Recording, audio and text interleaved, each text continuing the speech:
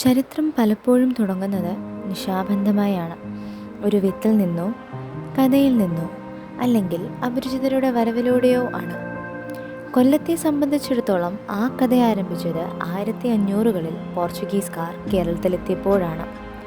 അവർ തീരത്തെ മണ്ണൊലിപ്പ് തടയാൻ ആദ്യം നട്ടുപിടിപ്പിച്ചത് കാഷ്യൂ മരങ്ങളായിരുന്നു.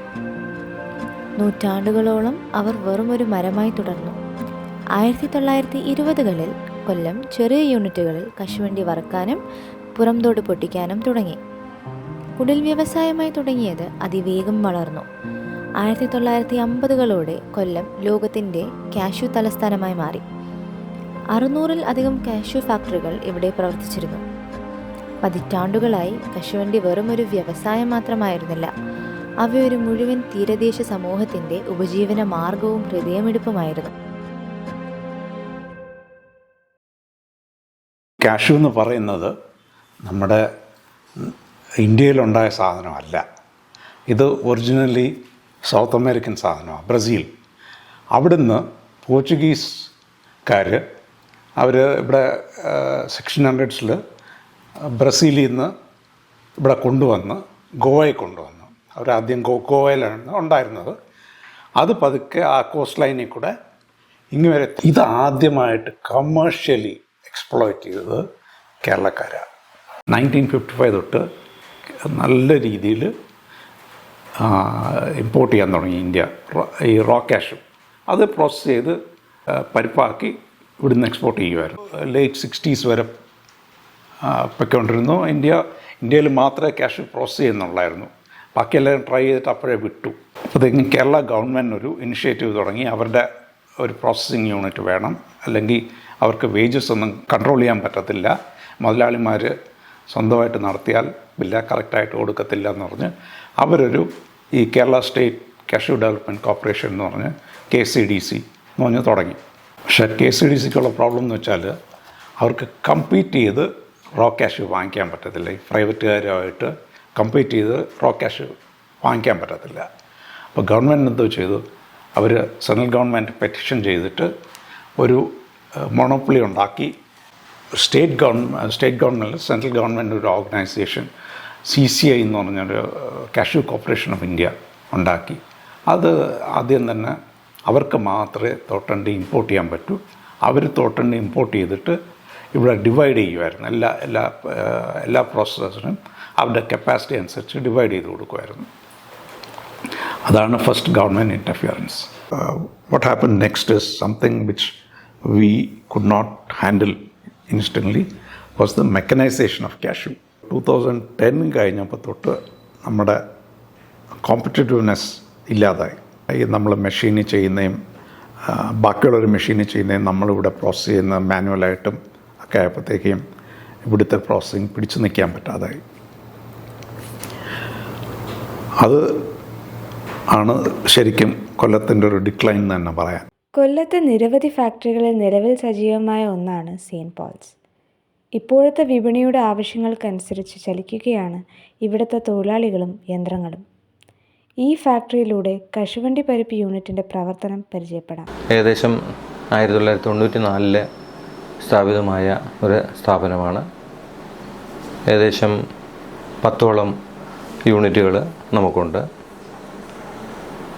പഴയ രീതിയിൽ ഈ പ്രസ്ഥാനത്തെ കൊണ്ടുപോകാനായിട്ട് കഴിയുന്നില്ല. കാരണം കാഷ്യൂ മേഖല മൊത്തത്തിൽ തന്നെ പിന്നോട്ട് ചലിക്കുന്ന ഒരു പ്രവണതയാണ് നമുക്ക് കാണാൻ പറ്റുന്നത്. അത് പ്രധാനമായും വിയറ്റ്നാമിൻ്റെ കടന്നുകയറ്റവും പിന്നീട് നമ്മുടെ പ്രൊഡക്ഷൻ കോസ്റ്റും ഒക്കെ വളരെ കൂടുതലായതുകൊണ്ട് നമുക്ക് ഈ ഫീൽഡിൽ തന്നെ പിടിച്ചു നിൽക്കാൻ ഒക്കാത്ത ഒരു സാഹചര്യമാണ് ഇപ്പം ഉടലെടുത്തിരിക്കുന്നത്. നമ്മുടെ ഈ ബിസിനസ്സിൽ വളരെ തിൻ മാർജിനിലാണ് നമ്മളിപ്പം ഈ പ്രസ്ഥാനം കൊണ്ടുപോയിക്കൊണ്ടിരിക്കുന്നത്.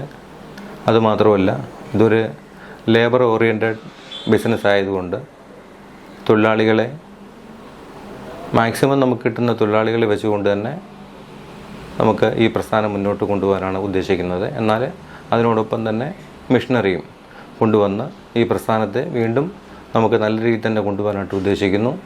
അതിൻ്റെ ഭാഗമായിട്ട് നമുക്ക് പല ഗവൺമെൻറ്റിൽ നിന്ന് മറ്റും പല സഹായങ്ങളും കാര്യങ്ങളൊക്കെ കിട്ടിക്കഴിഞ്ഞാൽ നമുക്ക് ഈ പ്രസ്ഥാനം നല്ല രീതിയിൽ കൊണ്ടുപോകാം. കാർഷിക മേഖലയെ നമുക്ക് വലിയ രീതിയിൽ ഉയർത്തിക്കൊണ്ടുവരാൻ പറ്റും. അതുമാത്രമല്ല, ഇന്ത്യയിലെ കാർഷിക മേഖല എന്ന് പറയുമ്പോൾ കൊല്ലം ജില്ലയായിരുന്നു, കേരളത്തിൽ കൊല്ലം ജില്ലയായിരുന്നു ഇന്ത്യയിട്ടില്ല. അപ്പോൾ അതെല്ലാം മാറിക്കൊണ്ട് ഏകദേശം തുച്ഛമായ കമ്പനികൾ മാത്രമാണ് ഇപ്പം പ്രവർത്തിക്കുന്നത്. അതും വളരെ ലഘുവായിട്ടുള്ള മാർജിൻ വെച്ചുകൊണ്ട്. അപ്പോൾ ഈ പ്രസ്ഥാനം നിലനിൽക്കുന്നതിന് നമ്മുടെ ഗവൺമെൻറ്റുകൾ ഈ പ്രസ്ഥാനത്തെ നല്ല രീതിയിൽ സഹായങ്ങൾ ചെയ്താൽ ഈ പ്രസ്ഥാനം വീണ്ടും ഉടലെടുക്കാൻ പറ്റുമെന്നാണ് എൻ്റെ ഒരു അഭിപ്രായം. മാറുന്ന കാലത്തിൻ്റെ വേഗതയോടെ ഒപ്പം എത്തിപ്പെടാൻ പറ്റാത്ത ഒരു കൂട്ടം ആളുകളുണ്ട്. അവരുടെ ഫാക്ടറികളിൽ അവസാനം കേട്ട ശബ്ദം താഴുകൾ പൂട്ടുന്നതായിരുന്നു. ഏകദേശം 60 വർഷത്തിൽ കൂടുതലായിട്ട് ഞങ്ങൾ ബിസിനസ് നടത്തിക്കൊണ്ടിരുന്നതാണ്. എൻ്റെ ഫാക്ടറിയുടെ പേര് JC കാഷ്യൂ ഇൻഡസ്ട്രീസ് എന്നായിരുന്നു. അതിൻ്റെ പ്രോപ്പർട്ടിക്സ് ഞാൻ തന്നെ വികസിച്ചറിയാമെന്നായിരുന്നു.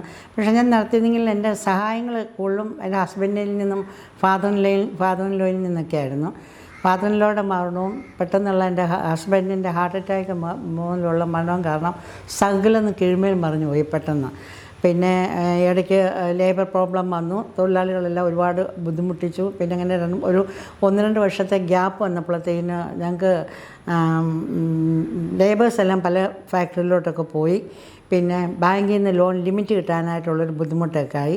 അപ്പോഴത്തേന് ട്രേഡ് യൂണിയൻ ഭയങ്കര വഴക്കായി. അവർക്ക് ഈ ജോലിക്കാർക്ക് കൊടുക്കാനുള്ള PF, ക്ഷേമനിധി, ഗ്രാറ്റുവിറ്റി, പിന്നെ ലീവ് വിത്ത് വേജസ്, അങ്ങനെ കുറേ ഉണ്ടല്ലോ, അതെല്ലാം കൊടുക്കണമെന്ന് പറഞ്ഞ് സമരമായി. അങ്ങനെ വലിയ പ്രശ്നങ്ങളായി. അപ്പം ശരിക്കും പറഞ്ഞാൽ ഞങ്ങൾക്ക് നല്ലൊരു ആസ്തി, നല്ലൊരു നിങ്ങളുടെ പ്രോപ്പർട്ടിയൊക്കെ വിറ്റ് കഴിഞ്ഞാൽ ഞങ്ങൾ ഈ ലേബർ പ്രോബ്ലം എല്ലാം തീർത്തെടുത്തത്. അപ്പോൾ ഇനി അങ്ങനെ മാനസികമായിട്ടൊക്കെ ഒരുപാട് മടുത്ത് കഴിഞ്ഞപ്പോൾ പിന്നെ നമ്മൾ ഇതിലോട്ട് നടത്തുന്നില്ലെന്ന് വെച്ച് ഞങ്ങൾ പിന്നെ വേറെ 2 പേർക്ക് ലീസിന് കൊടുത്തു. 2-3 കുറേ നാൾ ലീസിന് കൊടുത്തു കഴിഞ്ഞ് പിന്നെ അവരത് ഒഴിഞ്ഞു കഴിഞ്ഞ് ഫാക്ടറികളൊന്നും പയ്യെ തൊഴിലാളികൾക്ക് കൊടുക്കാനുള്ളതൊക്കെ കൊടുത്ത് നമ്മളതൊന്ന് സ്റ്റോപ്പ് ചെയ്തു. മാറ്റങ്ങളെ മറികടക്കാൻ ഈ വ്യവസായം ഇപ്പോഴും ജീവനമാർഗമാക്കിയ സാധാരണക്കാരിലൂടെയാണ് കൊല്ലത്തിൻ്റെ കശുവണ്ടി വ്യവസായം നിലനിൽക്കുന്നത്. അതിലൊന്നാണ് Sreenanda factory. Valakam Marangattukonam Sreenanda cashew factory നടത്തുവാണ്. ഞാനും എൻ്റെ ഭർത്താവ് വിശ്വനാഥൻ പിള്ളയും ചേർന്നാണ് ഇത് നടത്തുന്നത്. പിന്നെ എല്ലാ കാര്യത്തിലും ഞങ്ങൾ മുൻകൈ എടുത്ത് 2 പേരും ഒത്തൊരുമയോടെ ഇത് കൊണ്ടുപോകുന്നത് കൊണ്ട് നല്ലതായിട്ട് പോകുന്നുണ്ട്. പിന്നെ 10 വർഷം കൊണ്ട് ഇത് നടത്തിക്കൊണ്ട് പോവുക. എല്ലാ കാര്യവും ഇതുവരെ ബാങ്കിലൊന്നും മൈനസായിട്ട് വന്നിട്ടില്ല. ഇതുവരെ നേരെ ചൊവ്വേ പോകുന്നുണ്ട്. പിന്നെ നാളത്തെ കാര്യം എന്തുവെന്ന് നമുക്കറിയാൻ പറ്റത്തില്ല. ഈ ഫീൽഡ് ഇങ്ങനെ പൊയ്ക്കൊണ്ടിരിക്കുമല്ലോ, അതുകൊണ്ട് എങ്ങനെയാണെന്ന് അറിയാൻ പറ്റത്തില്ല. പിന്നെ ഇതുവരെ നല്ല ഇതായിട്ടാണ് പോയിക്കൊണ്ടിരിക്കുന്നത്. ഇവിടുത്തെ ജോലികളും കാര്യങ്ങളും എല്ലാ ജോലിയിലും ഏർപ്പെടും, എല്ലാ കാര്യങ്ങളും നോക്കും. പരിപ്പെടുക്കുന്നതിനായാലും ഏത് കാര്യമായാലും എല്ലാ കാര്യവും നമ്മൾ തന്നെ നേരിട്ട് ഇറങ്ങി ചെയ്യുക. അതുകൊണ്ട് നമ്മൾ നഷ്ടമില്ലാത്ത രീതിയിൽ നമ്മൾ കുറച്ച് ഓടിച്ചുകൊണ്ട് പോകും. ഒരു ജോലിക്ക് 35 രൂപയായിരുന്നു അന്ന് 97 ഗ്രേഡിങ്ങിൽ ഒരു ജോലിക്ക് 35 രൂപ.